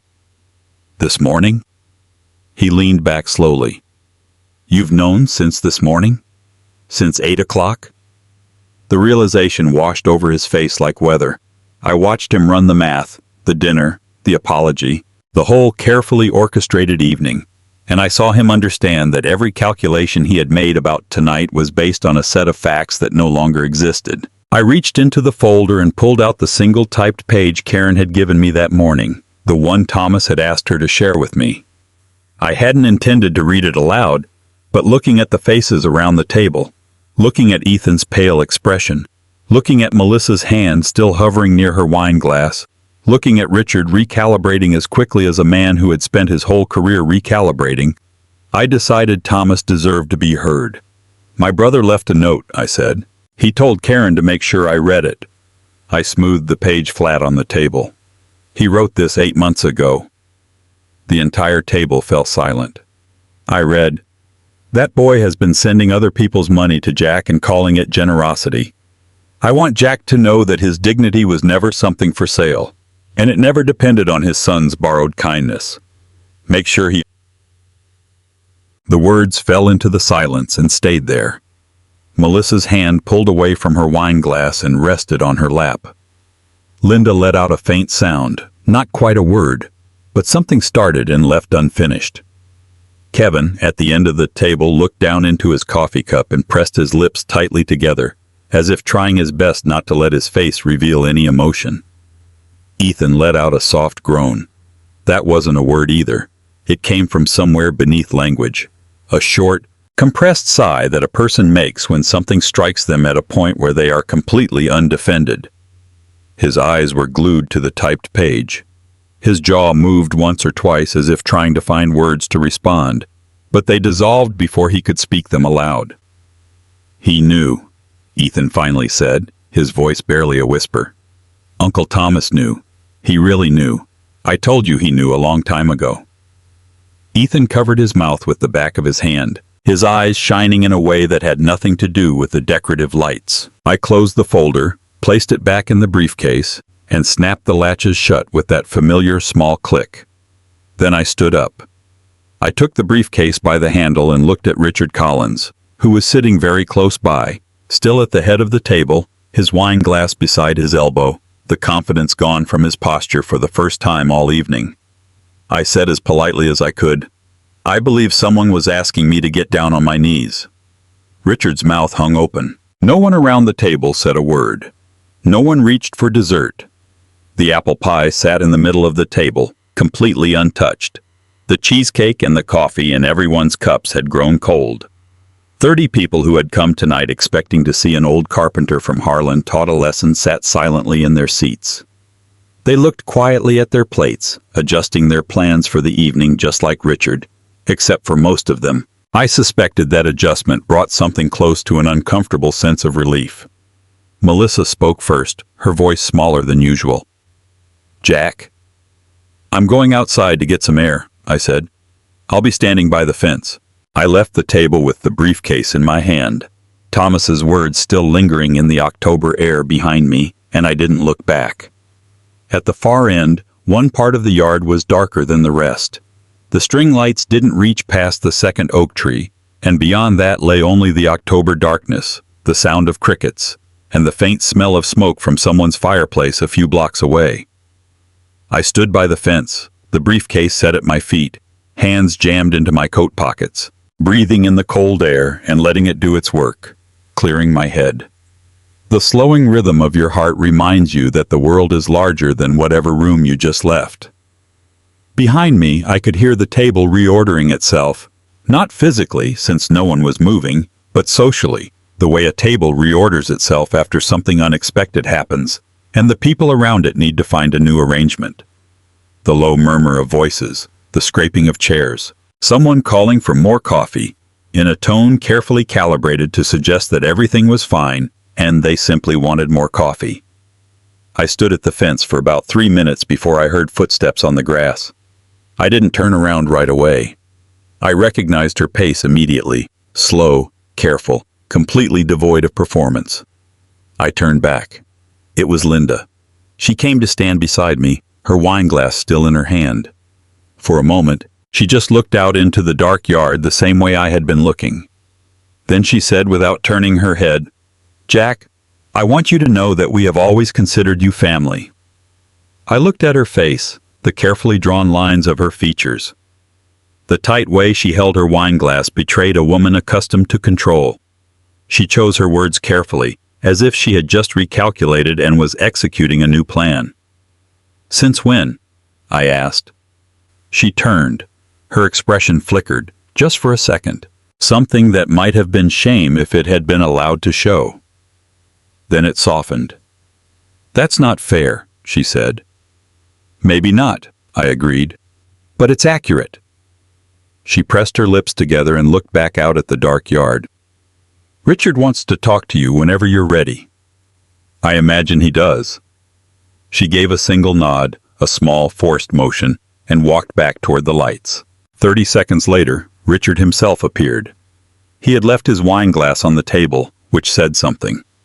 He walked across the lawn without the performance, without the grand gestures, without the projection of a voice trained to fill a room. He was just a 66-year-old man walking across his backyard toward a conversation he hadn't planned on having. "Jack." He stopped beside me, clearing his throat. "I want to apologize." "You waited until tonight," I said. "The way you handled this, the speech, the setup, all of it." He let out a sigh through his nose. "It wasn't my finest moment." "No," I said, "it wasn't." He winced slightly, perhaps expecting something gentler. "I had no idea about Thomas, about any of that." He paused. "I want you to know that my feelings about you, about your place in this family, aren't about the money." My voice was quiet, without edge. "You don't have to do this right now." He looked at me. something flickering in his eyes. That expression, I thought, might actually be relief. "All right," he said. He turned and walked back toward the table. I was still standing by the fence when Melissa arrived. She walked faster than her mother, her face less composed, carrying a sense of urgency. When she reached me, she placed her hand on my arm for the second time tonight, the second time in 4 years, and said, "Jack, I am so sorry about all of this, about how I spoke to you tonight, about—" Her voice grew tight. "I know I haven't always made you feel welcome. I want to change that." I looked down at her hand on my arm. "If you say so." She blinked. "What?" "A moment ago, you said you were sorry if you made me feel unwelcome." I kept my voice steady. "It's not that you made me feel unwelcome. It's that you tried to make me feel small." Color flushed into her face. She started to say something, then stopped. Her hand slid off my arm. Finally, she said, "I'll do better." "I hope so," I said. "For Ethan, and for Emma and Luke." She nodded quickly and walked away, the sharp click of her heels sounding against the stone path. I was still standing there looking into the dark when Kevin arrived. He was quiet for a moment, just standing beside me and handing me a cup of hot black coffee, exactly the way he had seen me drink it at dinner. I took it. "Yeah," he said. "Yeah," I agreed. He looked toward the table where Ethan was sitting alone, his dessert plate pushed aside, arms crossed, eyes glued to the tablecloth. Richard was talking to a group of guests near the outdoor kitchen, with Melissa sitting beside him, having regained her composure and laughing right on cue. "I need to tell you something, Jack," Kevin said, his voice dropping unusually low, not out of caution, but out of sheer gravity. "And I need you to know I'm not saying this to stir up more trouble. I'm saying this because I think you ought to understand the whole picture before you decide what tonight meant." I looked at him. "This afternoon," he said, "before the guests arrived, I was in the pantry off the kitchen getting tonic water." He paused. "Melissa and my father were in the kitchen. They didn't know I was there." My hand tightened slightly around the coffee cup. "She told him," Kevin continued. "She told him, just keep Jack happy until the transfer goes through. Then Ethan will handle the rest." The crickets kept chirping. The smell of fireplace smoke drifted over the fence. Somewhere on the other side of the yard, a child laughed. I stood there with the coffee cup in my hand, Kevin's words settling into that place in my chest where I had been keeping a small, carefully guarded hope that I had been wrong about how this evening had been arranged. But that hope vanished like a candle in the wind. "I was hoping I was wrong about all of it," I said. Kevin's voice was tired and sincere. So was I. I looked at his sister across the yard, looking poised, laughing right on cue, bearing the look of a woman who had loved a man for 36 years and had long since accepted who they really were. I've known Melissa her whole life. When there's money involved, she focuses. When there isn't, I finished, she moves on. That's her nature. He reached out and placed a hand on my shoulder for a moment, giving it a brief squeeze before stepping back. "You're a good man, Jack Mercer," he said. "You deserve better tonight." He walked toward the lights. I stood by the fence with my coffee in the October dark, realizing that what I had just heard wasn't a surprise. Not really. Not in the way where you know things before you actually know them. And I felt the final pretense of the evening dissolve, leaving behind something cleaner, colder, and ultimately completely honest. I finished my coffee, set the cup on the fence post, and went to find my son. I found Ethan where Kevin's eyes had last rested, sitting alone at the end of the long table, his dessert plate pushed aside, his arms crossed over his chest in the way people cross their arms when there's nothing useful left to do. He heard my footsteps approaching on the grass and looked up. In the dim light of the string lights, his face looked older than 42, gaunt in a way that had nothing to do with time. "Dad?" He started to stand up. "Stay sitting," I said. I set my briefcase down, pulled out a chair opposite him, and sat down. The table around us was mostly empty now. The guests had drifted off toward the fire pit and the kitchen, giving us what passed for privacy at a party where 30 people already knew too much. Ethan looked down at his hands. I'm sorry, he said, for everything. The phone call Thursday night. The way I said the things I said. His voice was raspy, like something that had been pushed past its limit. I'm ashamed of myself. I know, I said. He looked up sharply, perhaps expecting something gentler. But I don't have anything gentler to say to him right now. The loans, he said. Thomas knew about those loans. He paused, pressing his fingers into his eyes for a moment, and when he took his hand away, the corners of his eyes were red. I just wanted to help you. That's the truth. I know how it all looks now. I know what Thomas wrote. But when I started sending that money, I really just... I wanted you to have something. I wanted to give back to you after everything you did. His voice caught on the last word. He pressed his lips tightly together and looked out across the yard. I believed you, I said. At first. He nodded, not trusting himself to speak yet. But Ethan. I leaned forward slightly. You threatened to take it away. That's what I couldn't look past tonight. Not the money, the meaning behind the threat. He took a shaky breath. I know. I don't think you do. I kept my voice quiet. No malice, just honest. When you said you'd stop the 3,000, the money wasn't what hurt me. What hurt was realizing my own son believed my dignity could be bought for a monthly price. Those words hit him where it counted. I could see it the way a person looks when they've been struck by something true. His jaw tightened. His eyes filled with tears, and one rolled down his cheek before he wiped it away quickly, almost angrily, with the back of his hand, as if he felt he didn't deserve to cry in front of me tonight. I became someone I didn't want to be, he said, his voice barely a whisper. I don't know when it happened. I kept telling myself I was building something for us, for Melissa, for the kids. But somewhere along the way, I stopped thinking of you as my father and started thinking of you as... He couldn't finish the sentence. A liability, I said. He flinched as if I had touched something burned. We sat there for a moment, not in silence, because the yard was full of sounds. The crackle of the fire pit, the laughter, the clinking of glasses. But in the particular stillness that exists between two people, when a fundamental truth has been spoken, and there is nothing left to do but let it be true. Then he took a breath. Dad, about the inheritance, he said carefully, like a man walking onto ice he wasn't sure would hold. I don't expect anything. I want you to know that. But I wonder, when things settle down, if we can talk about... Do you love me, Ethan? I said. Or do you just manage me? His mouth closed tight. He stared at me. The question hit a place deep inside him. I could see it not just in his face, but in the way his whole body went rigid. The way a man stiffens when asked something he has no ready answer for, because he has never been honest enough with himself to find one. You don't have to answer tonight, I said, standing up and picking up my briefcase. But I need you to sit with it. Really sit with it. He nodded. His eyes were wet, and he didn't try to hide it anymore. I placed my hand on his shoulder. A brief, firm touch. The hand of a father.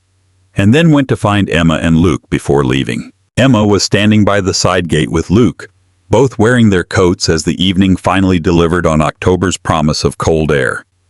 Emma saw me coming and walked straight into my arms without a word. I held her for a long time, my chin resting on top of her head, feeling her arms squeezed tight as if trying to hold on to something. Will you come back soon? She asked softly into my coat. As soon as I can, Peanut. Luke tugged on my sleeve. He was holding a second folded piece of paper, smaller than the first, torn from the same notebook. I opened it. 2 figures on a porch, no fishing poles, no water, just standing side by side doing nothing in particular. My throat caught. I folded it carefully and put it in my pocket beside the first one. Thank you, buddy, I managed to say. This one's my favorite. I picked up my briefcase and walked to my truck. I turned off the radio before reaching the highway. I didn't want music. I didn't want talk. I just wanted the engine, the road, and the particular quality of silence that exists inside a moving vehicle at night. Not an empty silence, but a deep one, the kind big enough to think in. Interstate 75 South was quiet at that hour. A few semi-trucks, a minivan with a cracked taillight somewhere ahead of me. The Ohio hills gave way to Kentucky's, darker, older, more familiar. I drove with both hands on the wheel and let the evening disassemble itself in my mind, piece by piece. The way you take apart a piece of furniture to see how it was made, Thomas knew. That was what I kept coming back to. 40 years of living 1,000 miles apart, a few phone calls every few weeks, scattered visits over the years. And Thomas had seen it more clearly than I had, living in the middle of it every day. He had seen the $3,000 become a leash before I admitted it to myself. He had seen Ethan borrowing Melissa's calculations to live by, the slow erosion of something that should have been simple, and he had done something to change it, quietly, carefully, in his own time and in his own way. That was Thomas. My throat tightened. I pressed my fingers into my eyes for a moment, then put both hands back on the wheel. I missed him in a way I hadn't quite felt yet. Grief is like that.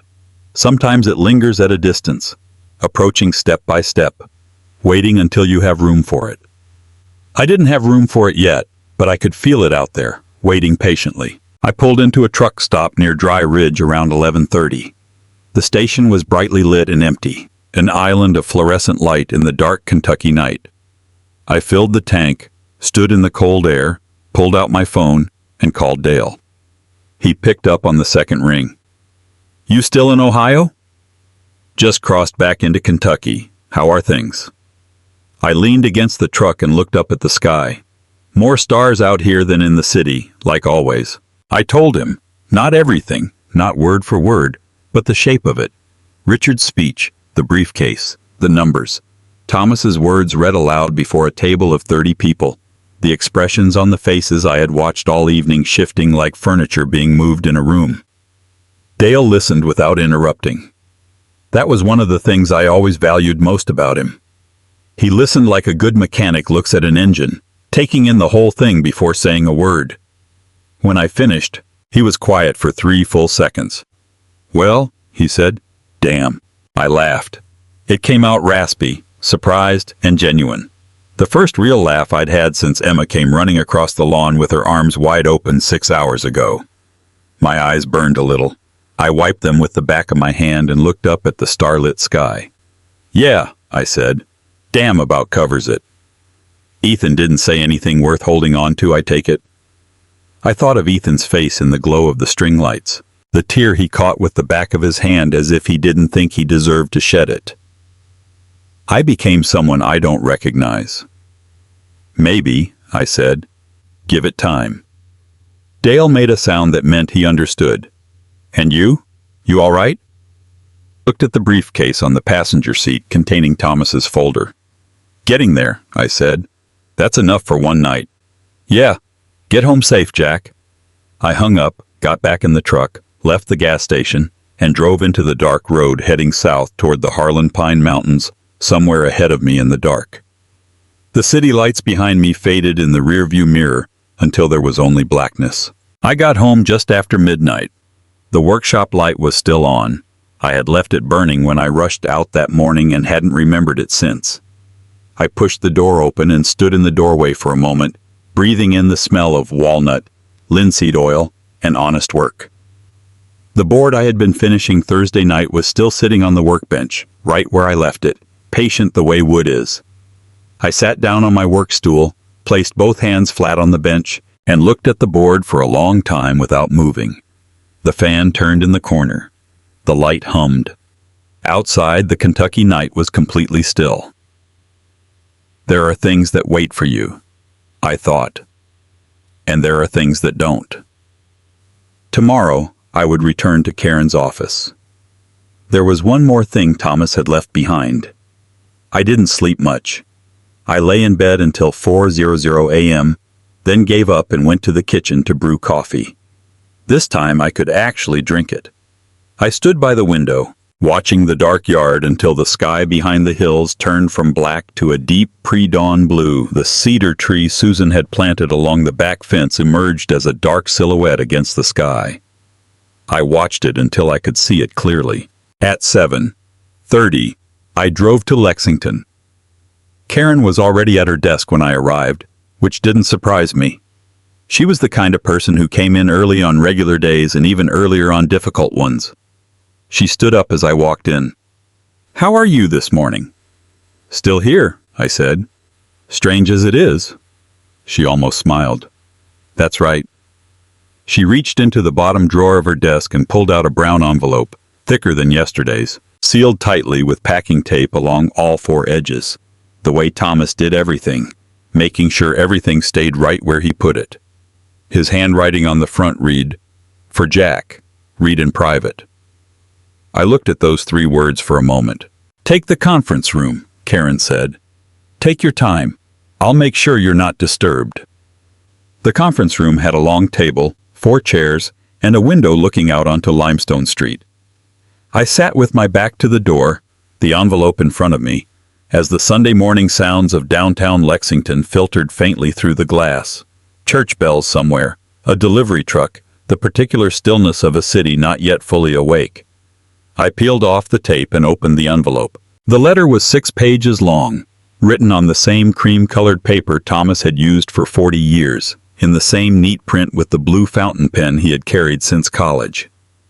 The pages were numbered 1 through 6 in the upper right corner because Thomas numbered everything.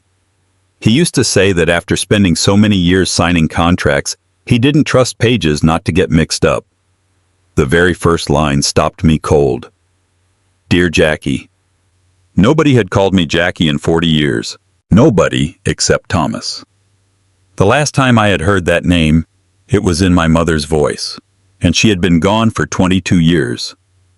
Seeing it on the page in Thomas's hand felt like hearing an echo from a house I thought was empty. I pressed the back of my hand hard against my mouth for a moment. Then I kept reading. "If you're reading this, it means I ran out of time before I could say these things properly. I'm sorry about that. I had a plan. The plan didn't work out. Plans rarely do, which is something I spent too many years learning and not enough years accepting. You're probably wondering why I left everything to you. I'm going to tell you because you deserve a straight answer. I've been watching your family for a long time, Jackie. Not spying, just keeping an eye out. The way a man keeps an eye on the things he loves and can't do much about from a distance. Every time I came to Kentucky, I noticed things. The way Ethan spoke to you, the way decisions were made, the way a man who built furniture to outlast everyone in that room was treated as though he needed help understanding his own phone bill.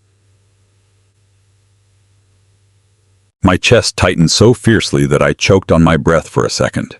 I set the pages down on the table, palms flat against the wood, inhaling through my nose and exhaling through my mouth, the way Susan used to tell me to breathe whenever I got too angry to think straight. Then I picked the pages up again. The $3,000 was what told me everything I needed to know. Not because Ethan sent it. I understand why he sent it, and I believe he meant well in the beginning. Truly I do. But because of what happened after, because of what it became. Help is only help when it doesn't dismantle the other person's dignity. The moment money becomes a leash, it isn't generosity anymore. It's something else. I think you know what it is. The workshop was the other thing I wanted to talk about. You never closed it. Not even after Ethan asked you to stop working. Not even after Susan passed. Not even when you probably could have retired completely, and nobody would have said a word. You went in there every evening and built things. That wasn't stubbornness, Jackie, though Lord knows you have plenty of that. That was a man who knew who he was and wasn't about to let anyone else decide that for him. Don't ever close that door for someone else's comfort. Never. I set the pages down, not because I needed to stop, but because I wanted to give the words space. I looked out the window toward Limestone Street. A young woman was walking her dog. A car was driving slowly, looking for a parking spot. The church bells rang again, further away this time. I thought of Thomas driving 14 hours to stand on my porch the week Susan died. I thought of how he had fixed the loose back step without saying a word, without asking if I needed help. I thought of his voice on the phone every 3 weeks, never lasting more than 15 minutes, always ending with, "Are you still working with your hands?" I had spent 40 years thinking we were just two brothers living far apart. Polite phone calls, occasional visits, the brief, comfortable shorthand of people who shared a past. It wasn't until this moment that I understood how deeply he had cared for me and watched over me all that time. I turned to the last page. "I left you everything because you are the only person I trust to understand what it actually means. It's not a reward. It's not compensation for anything. It's freedom, Jackie. Plain and simple. Freedom to stop confusing love with obligation. Freedom to say no without feeling guilty. Freedom to build relationships based on respect rather than debt. Use it as freedom, not as something you have to justify to anyone. I love you. I should have said it more. I'm saying it now, Thomas." I sat with the letter in my hands for a long time. The church bells had stopped. The street outside was quiet. Somewhere in the building, a phone rang twice and went quiet. I didn't know exactly when the tears started. I noticed them at a certain point, not as something new that began, but as something that had already been happening, the way rain sometimes starts falling and you only realize it once you're soaked through. I didn't try to stop them. I just sat there in the conference room with my brother's letter in my hands and let the grief do what it had been waiting to do since Karen mentioned his name yesterday morning. After a while, I folded the letter carefully along its original creases and put it back in the envelope. I smoothed the envelope with both hands, picked it up, and placed it inside my briefcase on top of the real estate folder. I stood up, looked out the window one more time, then took my briefcase and went out to find Karen, because there was work to be done. And Thomas, more than anyone, would have understood that sitting still for too long was no way to honor a man. The house sat on a small rise above the water, featuring a stone fireplace visible from the dock and a front porch wide enough for 2 rocking chairs and a proper argument. I bought it on a Tuesday in November, paying cash and driving back home to Harlan that same afternoon, feeling lighter than I had in a long time. It wasn't because of the money, though $30 million certainly made things easier, but because of what Thomas had written in his letter, something I kept coming back to: use it as freedom. I was trying to learn how to do that, one decision at a time. Center Hill Lake in Tennessee was quiet that time of year. The summer vacationers were long gone. The water had the distinctive gray-blue color of November, still and clear. In the mornings, a thin layer of mist settled over the water, reminding me of the fog that hung in the valleys back in Harlan. Susan would have stood on the dock in her bathrobe, both hands wrapped around a coffee mug, not saying a word for 20 minutes, just watching. I knew that as surely as anything else. That's why I bought it, I thought. For the first 2 weeks after that dinner with the Collinses, I worked with Karen. The inheritance paperwork moved faster than I anticipated.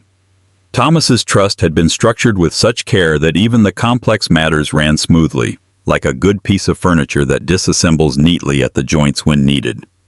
Karen introduced a trust attorney in Nashville for the Tennessee business, a dependable woman named Patricia Oakes, who wore reading glasses on a beaded chain and had seen it all twice over.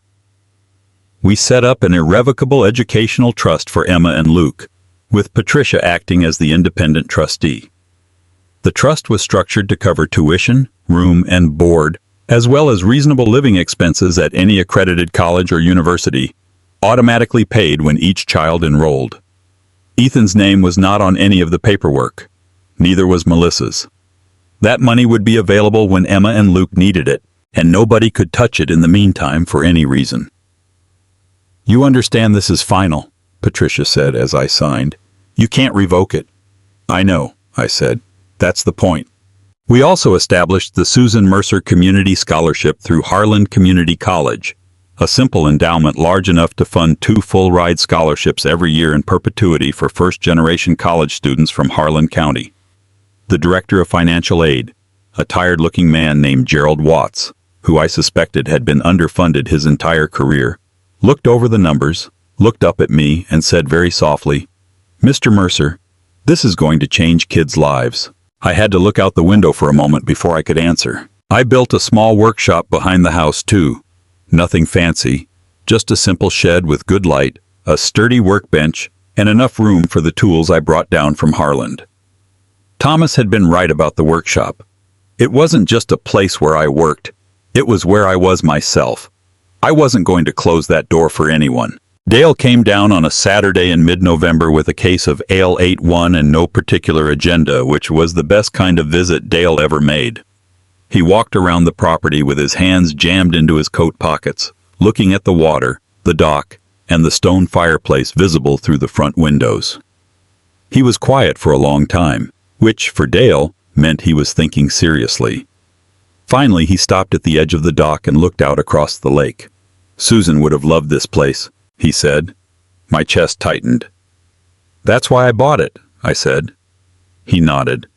We stood there for a while with the gray-blue water in front of us, the November sky above, and the particular comfortable weight of a 40-year friendship that didn't require every silence to be filled with words. Then Dale said, "You'll get a message from Ethan every now and then. I'll answer when I'm ready." Dale leaned down, picked up a flat stone from the edge of the dock, and turned it in his hand. "And Richard Collins?" I almost smiled. He called. Dale looked up. I picked up the phone. He said he had a commercial development opportunity outside Louisville he thought I might be interested in. I stopped him, before he even had time to explain it. Dale raised an eyebrow. "What'd you say?" I said no thank you, and hung up. I looked out over the water. He called back 30 seconds later. I let it go to voicemail. Dale let out a half laugh, half cough, and skipped the stone across the water. It bounced twice and sank. "Good," he said. We sat on the dock until the light began to fade. Dale drank his soda, I drank mine, and we watched a great blue heron move along the far shore with the unhurried focus of someone who had decided what he was doing and saw no reason to rush. It was the best afternoon I had had in years. I was still sitting there after Dale went inside to find something to eat, watching the heron and the fading light, when my phone buzzed on the dock beside me. I looked at the screen. Ethan. Not a call. A text. 3 lines. "Dad, Melissa filed for separation last week. It's over. I think I'm finally ready to talk to you the way I should have a long time ago. Can I come see you?" I read the message twice. Then I laid the phone face down on the railing, picked up my fishing rod, and cast a long, slow line out into the November water. The line sank. The lake went still again. "I'll answer when I'm ready," I thought. Not when people expect me to. That was new too. Ethan arrived on a Tuesday morning with a cardboard box and dark circles under his eyes that looked permanent. I opened the door before he had a chance to knock twice. He was thinner than when I had last seen him, not sickly, but thin enough to notice the kind of weight lost through weeks of poor eating, missed sleep, and carrying things around without putting them down. "You look tired," I said. "I am." His voice was raspy, thin. "Come on in." I poured coffee, and we carried it out to the deck. The lake had that flat water stillness it gets in early December. There was no wind, and the far shore was just visible through a thin morning mist. Somewhere out there, a fisherman was casting. I could hear the faint clunk of an aluminum boat hull against something, though I couldn't see the boat itself. Ethan wrapped both hands around his mug and looked down at the water, silent for a moment. Then he said, "Melissa finalized the separation papers last week. Her lawyer said the divorce proceedings will probably start in January." "I'm sorry," I said. He shook his head. "Don't be. Honestly, don't be." He exhaled slowly. "I think we both knew it for a long time. I just kept thinking if I worked harder, made more money, fixed one more problem." He trailed off. "You can't fix a problem if it isn't a problem. It's just a mismatch. We were always mismatched." I didn't answer. He didn't ask me to. "The business is gone," he said. "I had to let 12 people go. Good people. Mike Callahan has 3 kids. Danny Reyes was saving up for his daughter's college." His jaw tightened, and his eyes glistened with tears. "I let them go the week before Thanksgiving. I keep thinking about that. That's going to stick with you for a while, I said softly. He nodded, pressing his lips together and swallowing hard. I went to clear out the house, he said after a moment, packing things up, sorting what was mine and what was hers. I found a few cardboard boxes in the back of the closet. He leaned down, picked up the cardboard box he had brought with him, and placed it on the table between us. These were in one of them. I looked into the box, plain cardboard, unsealed, the flaps just folded over one another. Go ahead and open it, he said. I opened it. Dozens of loose photographs, some in envelopes, some not. I picked up the first one. Ethan, around 7 years old, sitting on the workbench in the old shop back in Harland, his sneakers covered in sawdust, holding a wooden car I had helped him make, grinning like he'd just invented something. I remembered that afternoon. Susan had called us in for dinner 3 times before we actually went. I went through the photos slowly, one by one. Christmas mornings. A camping trip somewhere in the Red River Gorge. Ethan, around 12, holding a fish neither of us could identify. Susan in the garden, laughing at something off camera, her hair tied back with the bandana she used for 20 years. My throat tightened with every picture. Then I found it. It was near the bottom of the box, slightly curved at one corner. A black and white photo taken with what looked like an old disposable camera. The workshop in Harland, the big workbench, and me slumped over the bench asleep, my cheek resting on my forearm, sawdust scattered across my shoulders, my right hand still loosely gripping a wooden chisel. The overhead light was still on. I had no memory of that night, but I knew what it was. I recognized the unfinished chair in the background. Ethan's desk chair, the one I built for his bedroom when he was 12 so he'd have a proper place to sit and study. I took that picture, Ethan said, his voice dropping low. You didn't know. I came up to tell you dinner was ready, and you were asleep at the bench. I went back inside and got Mom's camera. He paused. I kept it. I don't know why exactly. I think I always knew what it meant, what you were doing out there every night. His voice caught. He pressed the back of his hand hard against his mouth and held it there for a moment, his shoulders shaking once. I forgot to pay attention to what mattered. For a long time I completely forgot.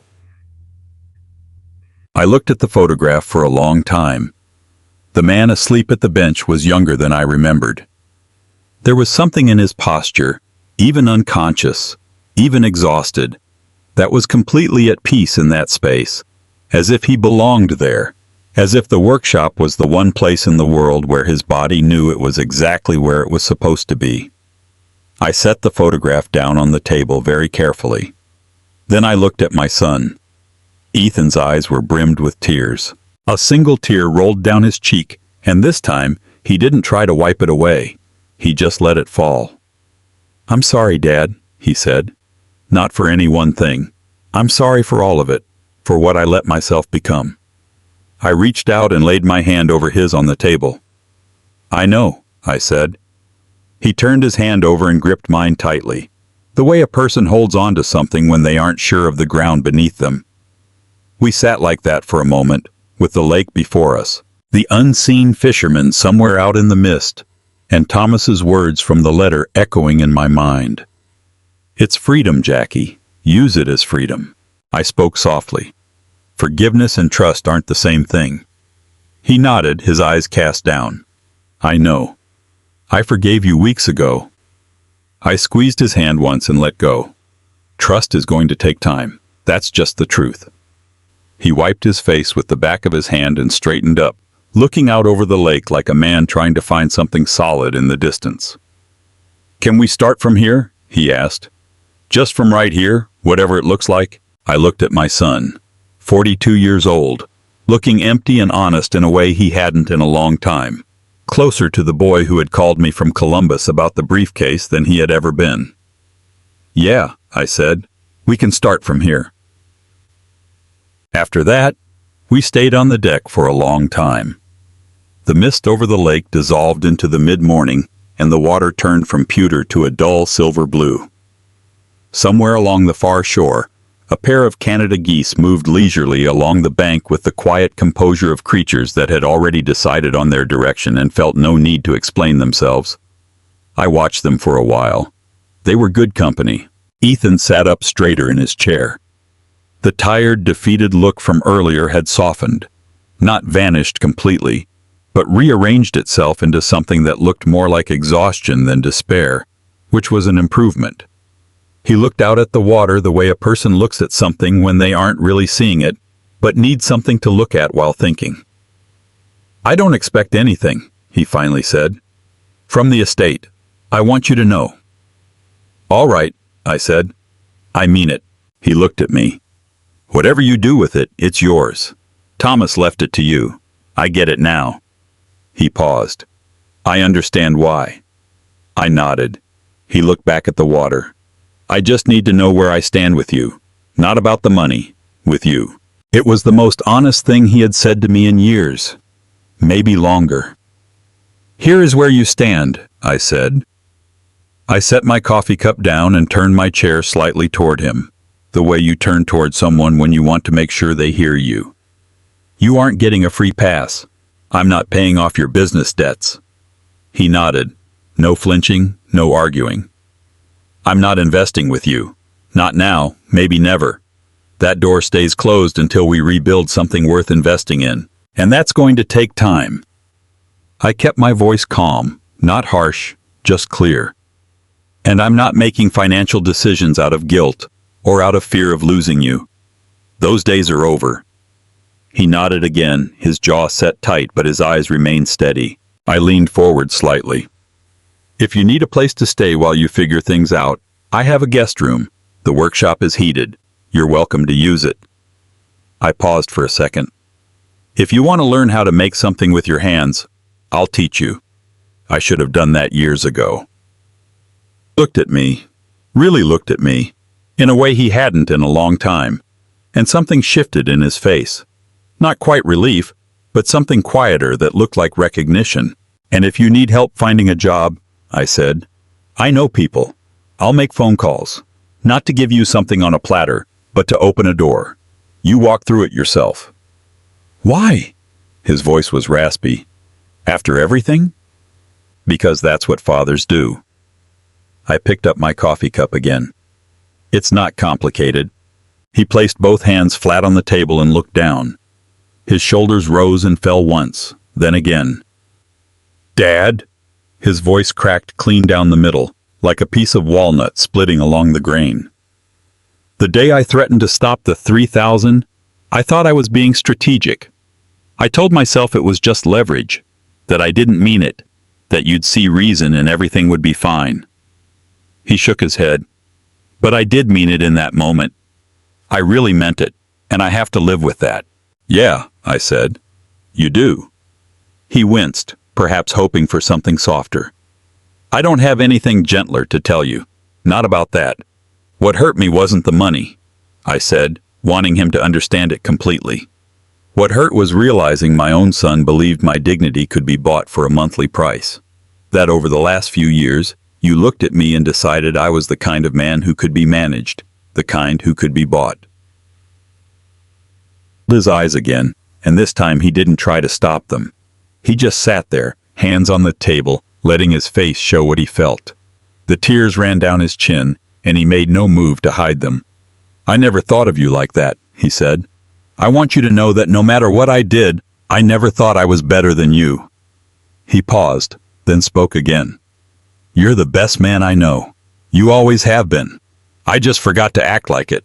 I stood up. I walked the short distance between our chairs and put both hands on his shoulders, the way I used to when he was small, frightened, and needed to know something solid was behind him. "Look at me," I said. He looked up, his eyes wet, his face open, 42 years old, with every year showing.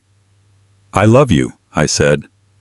That was never in question, not for a single day. I made a sound that wasn't quite a word, a low, choked sound, the kind a person makes when the thing they were afraid to hope for turns out to be true. His hands came up to grip my arms and held tight. I let him hold on. After a moment, he let go, wiped his face, squared his shoulders, and looked out over the lake with the expression of a man who had been carrying an immense weight, had collapsed under it, and was now trying to remember how to stand up without it. "Do you think I can build something real again?" he asked. At 42, I looked out across the water. The geese had reached the far end of the shore and were turning around, starting their slow journey back. "I started building this house at 70, I said. He almost smiled. Not quite, but close, and in the right direction. We went inside and I brewed more coffee. We sat at the kitchen table for the rest of the morning and talked. Not about money, not about the estate, not about Melissa or Richard, or that dinner at the Collinses' house. We talked about Susan, about the camping trip in the Red River Gorge where neither of us knew how to build a proper fire, eating cold sandwiches and laughing about it until 2 in the morning. We talked about the first time Ethan drove a nail straight when he was 8 years old in the old workshop in Harland, and how he had held the board up and looked at it as if he had made something that would last forever. He had made it last forever.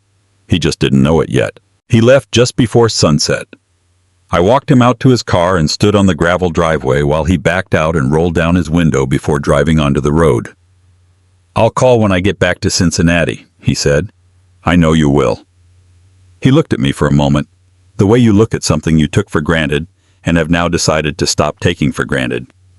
Then he raised one hand in a small wave and drove off along the lakeside road until his taillights disappeared around the curve. I stood there until the sound of the engine faded entirely. Then I went back inside, washed the coffee cups, and stood by the kitchen window looking out at the lake in the last light of a December afternoon. I thought about the 2 folded drawings in the drawer beside my bed, Luke's stick-figured drawings of the fishing pole and the porch. I thought about Thomas's letter in the briefcase. I thought about Susan's cedar tree in Harland, its dark shape standing out against the night sky. And I felt something settle in my chest that hadn't been settled in a long time.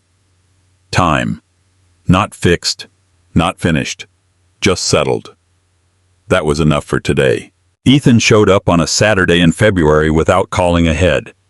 He had told me back in December that he wanted to take me up on the offer to spend time in the workshop, and I had said any time. It seemed he had decided any time meant exactly that. I was sitting on a wooden bench when I heard his car on the gravel. He got out wearing jeans, work boots, and an old dark blue flannel shirt that Susan had tried to throw away 3 times, only for him to keep pulling it back out of the donation pile. "I kept that shirt," I said from the workshop doorway. "Your mother finally gave up." "Not really gave up," he said. "She just changed tactics." I stepped aside. "Come on in." He stepped in and looked around the way a craftsman looks at a new space, inventorying, reading its logic, tools on the pegboard. The cedar box at the end of my workbench, now further along, its dovetail joints and snug lid gradually taking shape. He poured coffee from a thermos into 2 old tin mugs, the same ones he had used on that trip to the Red River Gorge when he was 12, and handed me one without asking if I wanted it. I gave him a scrap piece of pine and a hammer. "You've held one of these before," I said. "When you were a kid." He looked at the hammer.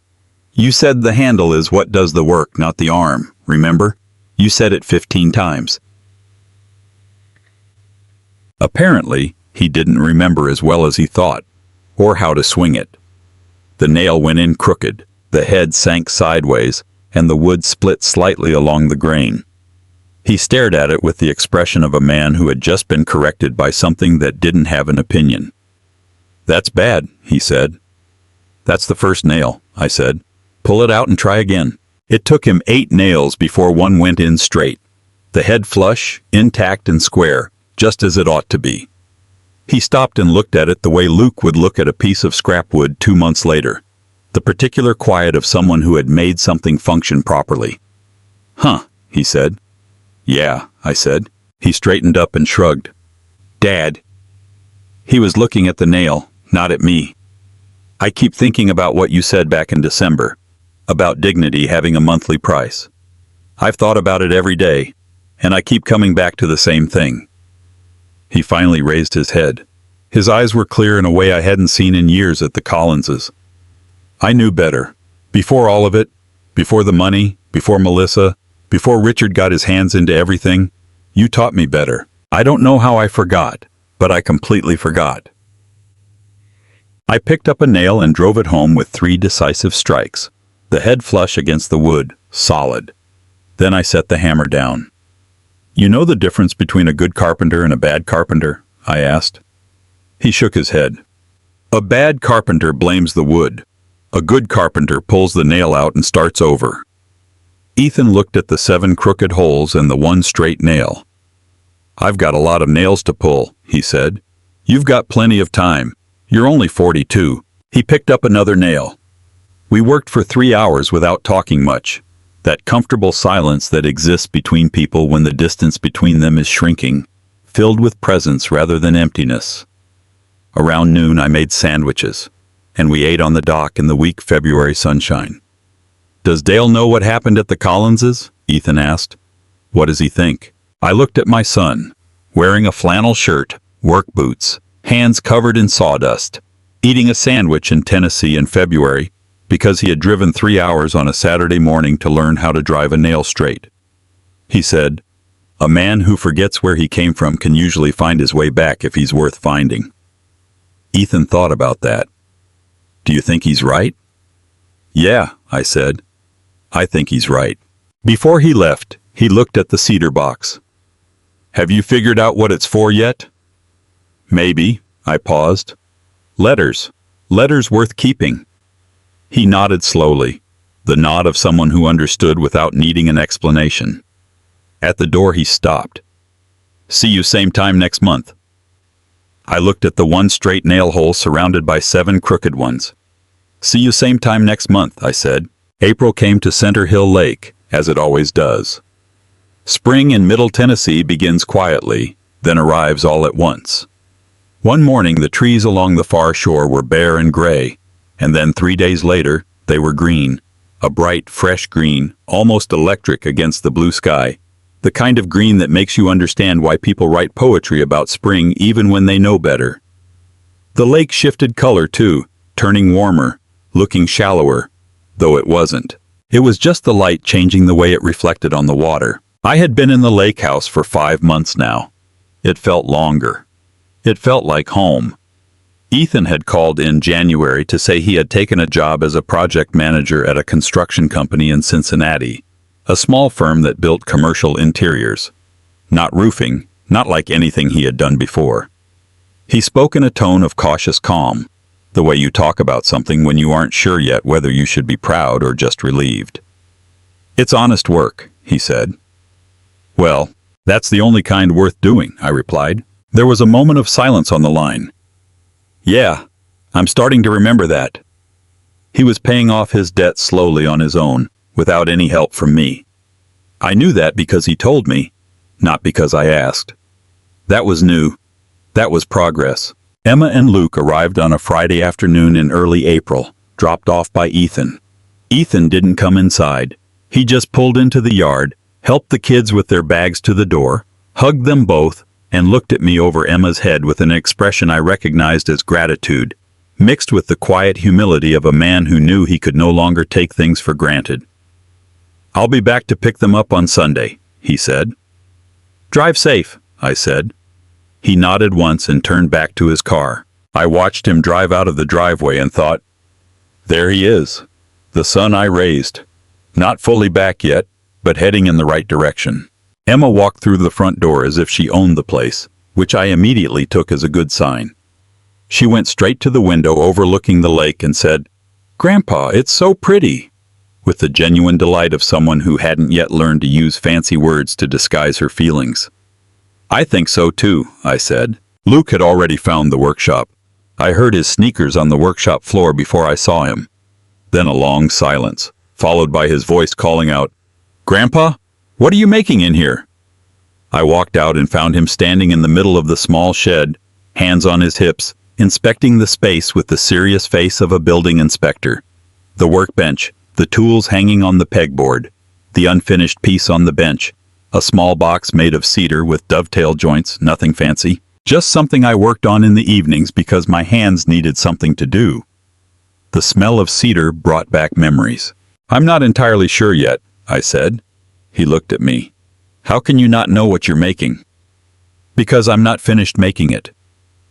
He thought about that for a moment, processing the gravity of an 8-year-old facing a genuinely puzzling philosophical point. But how do you know when you're done if you don't know what it is? I leaned against the doorframe. When it feels right, I said, you'll know. He picked up a piece of scrap wood off the floor, examined it, then set it back down. Then he looked up at me with those straight-ahead eyes that were identical to Susan's.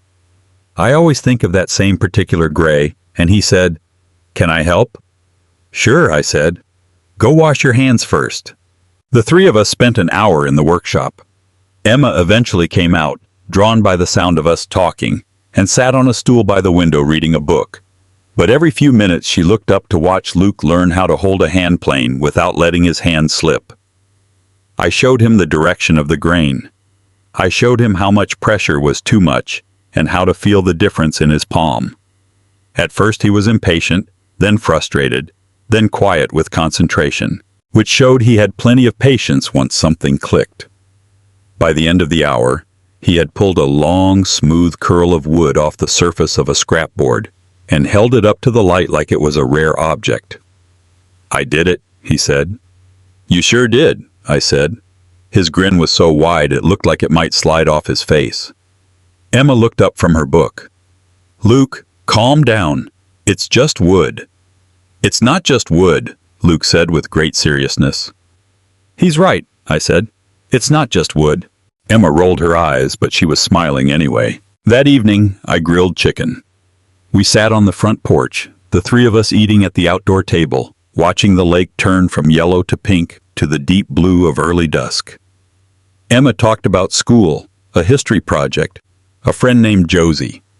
She was mad at but was going to forgive, and a book she'd read twice because she couldn't decide if the ending was good or not. "What was the ending like?" I asked. "It was sad," she said, "but the right kind of sad.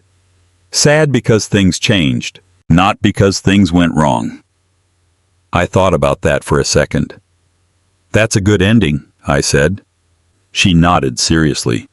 "I think so too."